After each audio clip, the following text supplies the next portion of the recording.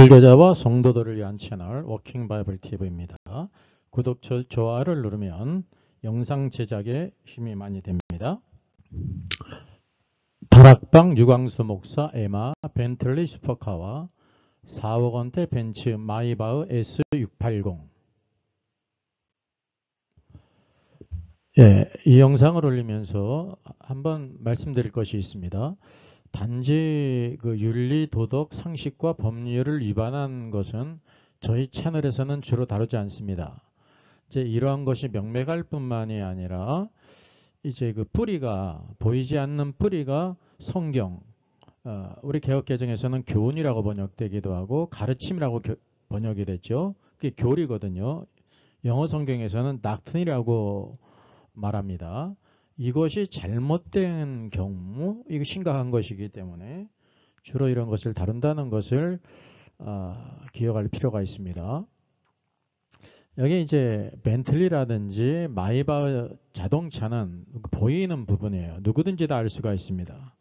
근데 이 잘못된 것이 무엇 때문에 일어났냐 하면 그 가르침, 성경의 가르침, 그것이 잘못됐기 때문에 지금 이곳에서 다루는 것입니다.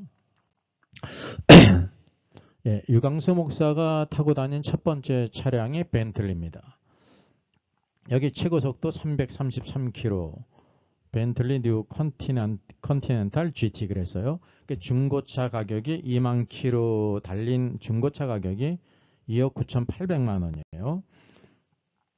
그 유광수 목사가 타고 다니는 벤틀리 차량 종류가 많이 있는데 그것은 확인되지 않아서 참고용으로 올렸습니다. 일례로 우리가 세상에서 그 억소리 나는 연예인들의 슈퍼카를 알면 이런 차량이 세상에서 어떤 사람이 타는 것인가를 알 수가 있습니다. 여기 첫 번째 보면 배용준 씨가요. 마이바흐 62, 한 8억 5천만 원 된다고 합니다. 두 번째가 서태지 씨가요. 람보르기니 디아블로가 약 5억 원대라고 해요. 세 번째 원빈 씨는 메르세데스 벤츠 G바겐입니다. 약 2억 원대라고 합니다. 이 기사가 나올 때가 이제 2015년도였습니다. 지금은 조금 많이 달라졌죠. 그래도 이것이 럭셔리 카입니다. 그 마이바흐는 롤스로이스와 벤틀리와 함께 세계 3대 명차로 손꼽힌다고 합니다. 삼성의 이건희 회장의 에마도 이제 마이바흐로 이렇게 알려졌다는 것입니다. 자, 벤츠 마이바흐 680, S680 두 대의 비밀이 알려진 계기가 있었습니다. 옆에 나오는 교회가요. 강서구에는 그 예원교회인데 여기에 정아무개 목사님께서 기록에 남을 것인가 라고 하는 로마서 16장 말씀을 설교하면서 언급이 됐습니다. 자, 예원교회 정아무개 목사님 설교 중에 이렇게 말했습니다. 유 회장 측과 가장 친한 사람이 저잖아요. 어제도 같이 점심 먹고 같이 대화하고 충분히 이야기하고 오늘도 같이 언제나 내하고 같이 대화하고 여러 가지 교단 문제. 유광수 목사는 이사장이고 저는 협회장이잖아요. 저기에 내가 늘 의논하니까 이번에 내게 선물을 줬어요. 뭘 선물로 줬냐? 벤츠 S680 최신형 독일에서 직접 가져와 우리 2대 빼겠습니다. 우리 정회장하거나 정 목사님을 가리키는 것입니다. 정회장, 나 유광수 목사하고 둘이 합시다. 그래서 공짜로 성도들이 막 웃었죠. 그래서 처음 말하는데 성도들이 또 웃었습니다. 아멘 소리도 들렸습니다. 혹시 누가 시험이 들까 싶어서라고 하면서 그러니까 동역자니까 선물로 주길래 감사하게 받고 밥은 내가 살게 그 소리는 내가 했습니다. 이게 성도들이 또 파한대서 했어요. 차는 내가 받았으니 밥은 사봤자 얼마 되겠습니까? 라고 하면서 이제 마이바흐 자동차 2대의 향방을 사람들이 알게 되었습니다. 자, 그 언급된 그 차량이 여기 지금 예원교회 주차장에 이렇게 주차되어 있습니다. 번호가 있고 정은주 목사 벤츠 바이마우 에디션 S680 같은 시기에 두 대를 뽑았기 때문에 차량 번호가 비슷하다고 합니다. 자, 2024년도 벤츠 가격표를 보게 되면요. 1C 클래스 24년도가 보통 이제 6,800만원, 7,600만원이에요. 2 클래스가 이제 보통 7천만원, 8천만원, 9천만원, 비싼 것이 이제 1억 2천만원 갑니다. 근데 3S 클래스는 1억 6천, 뭐 1억 8천, 2억 이렇게 갑니다. 제일 비싼 것이 2억 한 5천 되죠. 근데 여기 마흐바흐 가격표는 다릅니다. 여기 메르세데스 벤츠 580의 경우는 약 3억 원인데 지금 여기 차량 두 대를 사서 정 목사와 유 목사가 타지 않았습니까? 여기 요 마흐바흐 S680은 3억 8천만 원, 약 4억 원에 이르는 고가의 최고 사양의 차라는 것입니다. 그래서 여기 벤츠 마흐바흐에 대한 댓글이 달렸습니다. 현장에서 저 내용을 직접 라이브로 들었습니다. 전 듣고 나서 저게 과연 설교인가 싶었는데 하하하 웃는 현장의 여러 다른 사람들을 보며 무슨 생각을 하면서 웃고 있을지 궁금했었습니다. 1년 넘게 지났는데도 아직까지 강하게 제 머릿속에 남아있는 내용이네요. 그랬습니다. 또 다른 댓글은 세상의 목사가 설교 중에 벤츠 세상 부귀영화 선물 받았다고 그것도 피같은 주님의 헌금을 성도들 피 빨아먹는 사기꾼 그걸 듣고 심각한 것도 모르고 웃고 있는 교인들 심각하고 구역질 나네요. 정은주 목사 초창기 목동에서 강서로 교회 개척할 때부터 봐왔는데 진짜 변질이 많이 되었군요. 저걸 자랑이라고 유유했습니다. 또 다른 댓글입니다. 네, 맞습니다. 저 설교 후 바로 일주일 뒤 22년 7월 24일 주일 1부에서입니다. 저 설교 듣고 저희 가정에서 2명이나 임마누엘 무슨 교회에 각각 1억씩 작정했습니다. 링크도 올려드리죠. 16분 몇 초 정도쯤 되는 것 같습니다. 마히바흐 2대에 스프린터까지 성도들이 헌금한 협회 돈으로 샀으면서 근데 이거 횡령 아닌가요? 자기는 돈 없어서 빚내서 망대 12개 하겠다. 이 망대는 아무데나 다 갖다 붙이는 하나님도 망대, 돈도 망대, 흑암도 망대, 다 망대, 순진한 성도들 속이는 사기꾼들입니다. 라고 했습니다. 선물이라는 단어 선정이 참 아이러니하네요. 협회 재정을 마음대로 사용한다는 반증이 되는 발언이네요. 저 시점에 R은 망대 1000개 세우려고 은행 대출을 알아보고 있다는 말을 설교 시간에 했던 걸로 기억하는데 모순도 이런 모순이 없네요. 대출이라고는 상관없는 삶을 사시는 듯 한데 말이죠. 라고 했습니다. 여기 마히바흐 관련해서 재정 공개 요청한 글이 있었습니다. 도대체 어디서 낸 돈으로 이 비싼 차를 2대나 뽑았을까요? 현장에서 피땀 흘려 노동하는 237 나라 다락방 교인들이 237은 전 세계에 237개국이 되는데 그 나라에 이제 다락방 복음을 전한다는 거죠. 한 푼, 2푼 협회로 들인 돈, 다국어 기도수첩 구입비, 각종 훈련비 등을 모아 구매한 것인가요? 혹시 협회 관계자들이 이 글을 보시고 사실이 아니면 아니다라고 말씀해 주세요. 벤츠 S680 마히바흐 오너가 되신 것 우선 축하드리며 협회장님께 여쭙고 싶은 것이 있습니다. 지난 10수년 덕평 RUTC와 237 센터로 모인 모든 헌금의 수입과 지출 내역은 언제 공개하실 건가요? 두 분도 잘 아다시피 그 헌금들은 237 나라 교인들이 삶의 현장에서 피땀 흘려 모은 돈으로 정성껏 들인 예물 아닙니까?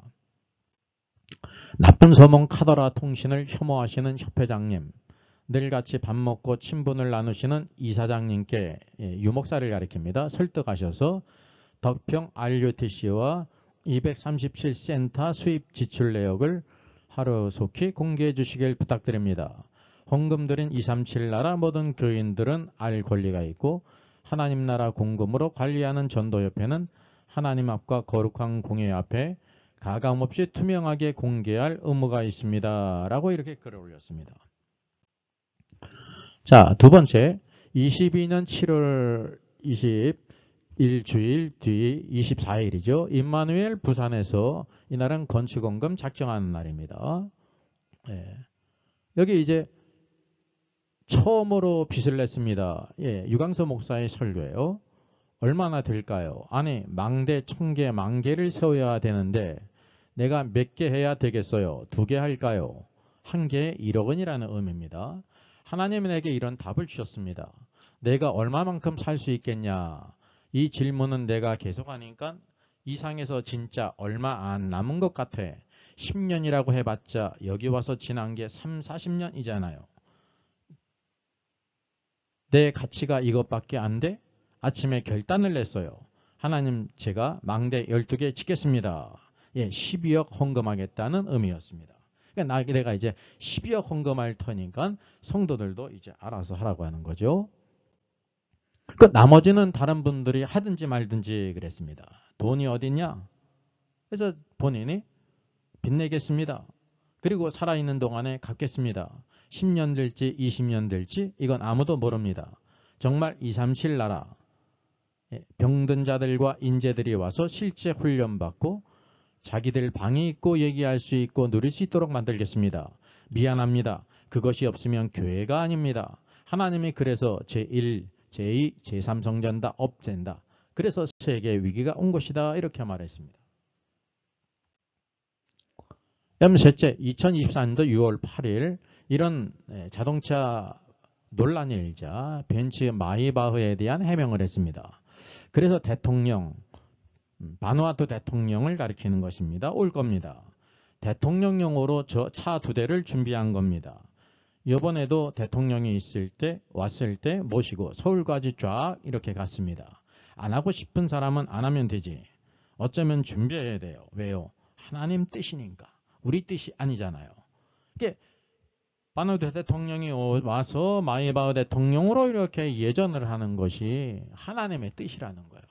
여러분 이것을 반드시 해야 된다고 하면 렌트를 해도 되는 것입니다. 잠시 며칠 사용하는 거거든요. 자, 기사를 찾아보니까 여기 2023년도 8월에 한덕수 총리께서 바누아투 대통령과 이렇게 회담을 했습니다. 이때 우리나라를 또 방문을 했습니다.